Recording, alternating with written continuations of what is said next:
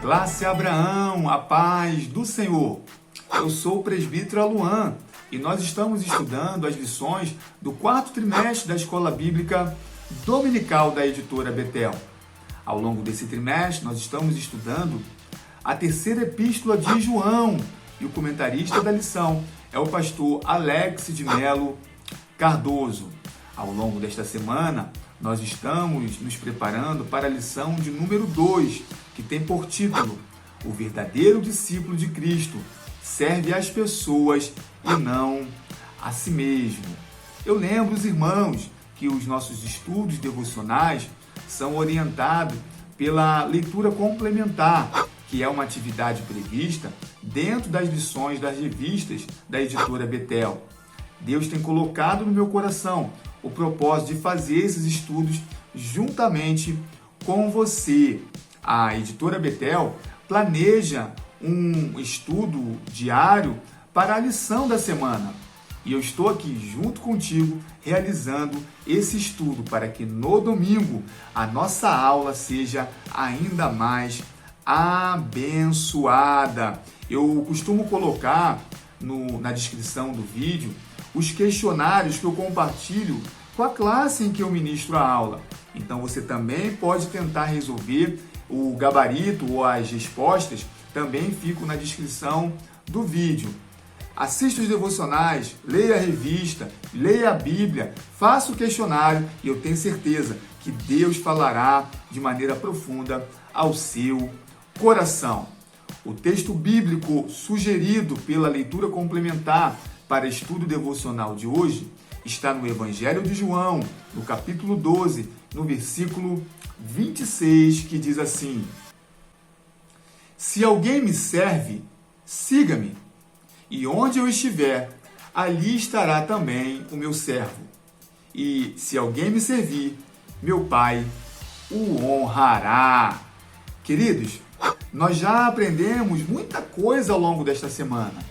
Nós vimos que a palavra-chave da lição, ou o tema principal tratado na lição que será ministrada no próximo domingo, é o serviço. Nesse sentido, nós analisamos o texto de referência, que está em Filipenses, no capítulo 2, do verso 1 ao 5, onde o apóstolo Paulo reivindica a unidade da igreja em Filipos, ou, em outras palavras, combate o individualismo. Fizemos um paralelo entre a igreja em Filipos com o obreiro Diótrefes e vimos que Diótrefes acreditava ter tudo o que era necessário para o crescimento da igreja. Vimos que o individualismo é uma erva daninha que impede o crescimento da igreja. Amados, nesse momento faz necessário um breve desdobramento sobre esse tema. Deus, pela sua bondade e infinita graça e misericórdia, decidiu capacitar obreiros e obreiras para suprir a necessidade da sua igreja. De maneira que na Igreja de Cristo não há ninguém tão bom que tenha tudo o que a igreja precisa. Isso é a multiforme graça de Deus. Na carta de Paulo aos Efésios, a palavra aponta literalmente para um remendo. Imagine um pano remendado com diversas cores. É feito até uma alusão à túnica que Jacó dá ao seu filho José, uma túnica de diversas cores, para mostrar que a sabedoria e a graça de Deus se manifesta na igreja através de muitas habilidades e de muitos dons. Assim, não podemos achar que somos tão bons que podemos suprir as necessidades da igreja. Nós chamamos isso de diotrefismo ou síndrome de Diótrefes. O orgulho subiu ao coração e à mente de Diótrefes e ele passou a rejeitar a liderança do seu pastor João. E não queria mais os seus ensinamentos, nem os obreiros que poderiam cooperar com a igreja. O pastor Alex de Melo Cardoso faz uma ilustração que nós mencionamos aqui nos nossos devocionais. Quando nós olhamos para o céu durante a noite e contemplamos diversas estrelas, isso é sinal de que os nossos olhos não estão contemplando a luz do sol. Onde há muitas estrelas, é porque o sol não está aparente. A luz que brilha em nossas igrejas precisa ser única e exclusivamente a luz que procede de Cristo. Porque ele, falando acerca de si mesmo, declarou que ele é a luz do mundo. E é nesse sentido que as leituras sugeridas pela leitura complementar têm nos orientado a compreender que um verdadeiro discípulo de Cristo precisa entender que ele foi chamado para servir.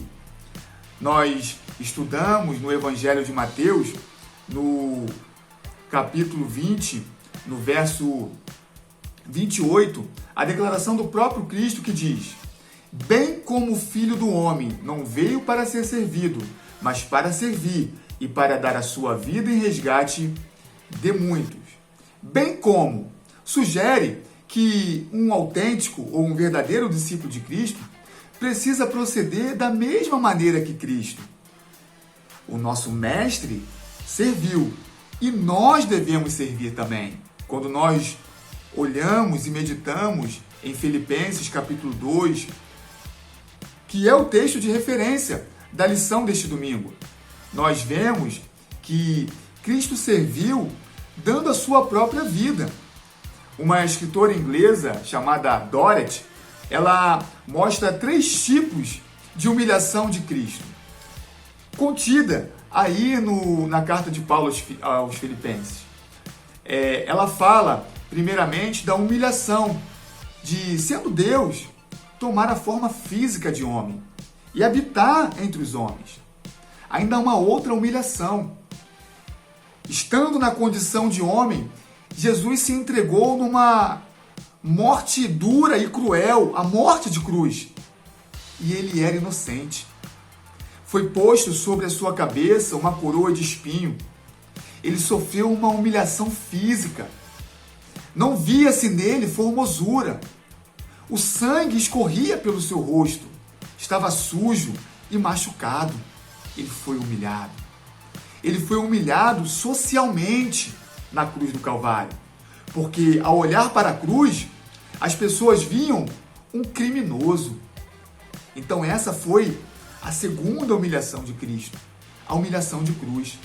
E ela ainda diz que Cristo teve uma terceira humilhação.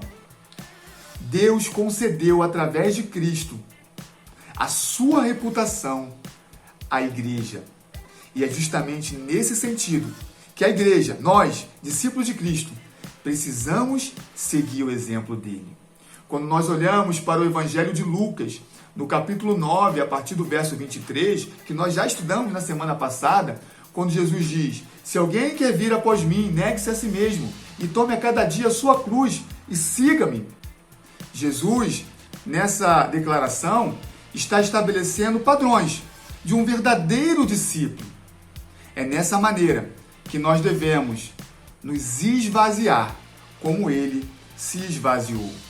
Vencer os nossos desejos carnais que nos afastam do nosso mestre é uma forma de nos negar a si mesmo. Carregar a nossa cruz está sujeito à mesma humilhação que Cristo se sujeitou. E é por isso que, para ser um verdadeiro discípulo de Cristo, para se desviar do diotrefismo ou da síndrome de Diótrefes, é necessário, é primordial a humildade. É por isso que nós dizemos que o maior exemplo de servo foi dado pelo próprio Cristo. Na carta de Paulo, na primeira carta de Paulo aos Coríntios, no capítulo 11, no verso 1, o apóstolo Paulo diz: sede meus imitadores, como eu também sou de Cristo. Imitar a Cristo é a única maneira de nós sermos verdadeiros discípulos dele. Lembra que nós falamos na semana passada que um discípulo precisa andar na poeira do seu mestre? Um discípulo precisa estar tão próximo do seu mestre que passa a parecer com ele. É por isso que nós precisamos imitar o exemplo de Cristo, servindo a igreja. Perceba, orgulho e humildade. duas palavras antagônicas, opostas entre si. Quando nós olhamos para o exemplo de Diótrefes, que foi um mau testemunho ao seu pastor João, nós vemos que o orgulho o dominou, o fazendo cego. É muito interessante porque o próprio comentarista da lição, ele trata que o significado de humildade no latim é chão, é terra. E quando nós vemos as pessoas orgulhosas, elas querem sempre estar em lugares altos. Mas quando nós olhamos para Jesus, que estava no alto, ele decidiu descer para habitar entre os homens. E estando entre os homens, se esvaziou e se submeteu à humilhação da cruz. E é esse exemplo que nós devemos seguir, o da humildade. Um grande escritor e teólogo, C.S. Lewis, ele diz: tudo que não é eterno é eternamente inútil. Então perceba, precisamos ter um coração humilde para que na nossa vida cristã, diariamente, a gente busque as coisas que são do alto, porque as coisas que são do alto são eternas.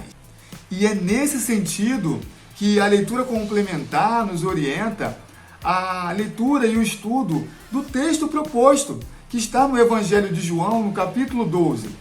Se nós formos ler, a partir do verso 20, diz assim: ora, entre os que foram para adorar durante a festa, havia alguns gregos. Estes se dirigiram a Filipe, que era de Betsaida da Galileia, e lhe pediram: Senhor, queremos ver Jesus. Filipe foi dizê-lo a André, e André e Filipe o comunicaram a Jesus. Então Jesus se dirigiu a eles, dizendo: é chegada a hora de ser glorificado o Filho do Homem. Em verdade lhes digo, se o grão de trigo caindo na terra não morrer, fica ele só, mas se morrer, produz muito fruto. Quem ama a sua vida, perde-a, mas aquele que odeia a sua vida neste mundo irá preservá-la para a vida eterna. Se alguém me serve, siga-me, e onde eu estou, ali estará também o meu servo. E se alguém me servir, meu Pai o honrará. 3 aspectos relevantes acerca desse texto e nós concluímos o devocional de hoje. O primeiro é que Jesus é procurado pelos gregos, os gentios. Nós sabemos que Jesus, o seu ministério, foi inicialmente aos judeus, mas ele bem sabia que, após a sua morte, o evangelho seria levado aos gentios. Então, quando os gentios ou os gregos o procuram, Jesus passa a compreender que é chegado o tempo de ele morrer. Isso nos leva diretamente para o segundo aspecto, que é a sua morte. Jesus se refere à sua morte como um grão de trigo que precisa morrer para que o trigo cresça e produza fruto. Ei, querido, nós somos frutos da morte e ressurreição de Cristo. O fruto só existe porque o grão morreu. Nós só estamos aqui porque Jesus Cristo se entregou na morte de cruz para que nós tivéssemos vida. E o terceiro aspecto, nós vemos que o apóstolo João, que escreve o Evangelho de João, de alguma maneira faz menção ao texto que nós lemos em Lucas 9, 23, quando ele diz: se alguém me serve, siga-me, e onde eu estou, ali estará também o meu servo. E se alguém me servir, meu Pai o honrará. Então nós vemos que um verdadeiro discípulo de Cristo, o que segue, também deve servir a Ele. Queridos, um verdadeiro discípulo de Cristo precisa servir. E há uma honra preparada para os verdadeiros discípulos de Cristo. A saber, a maior honra é ser recebido pelo Pai, aonde hoje também Jesus está. Amados, que esta palavra traga alegria ao seu dia, que esta palavra traga vida ao seu dia, que esta palavra fortaleça a sua fé em Cristo Jesus. Não há honra maior do que a estar onde Jesus está. Há uma mansão preparada. As mansões celestiais estão preparadas para receber o verdadeiro discípulo de Cristo. Que você tenha uma quarta-feira de bênção e de vitória e que Deus te abençoe.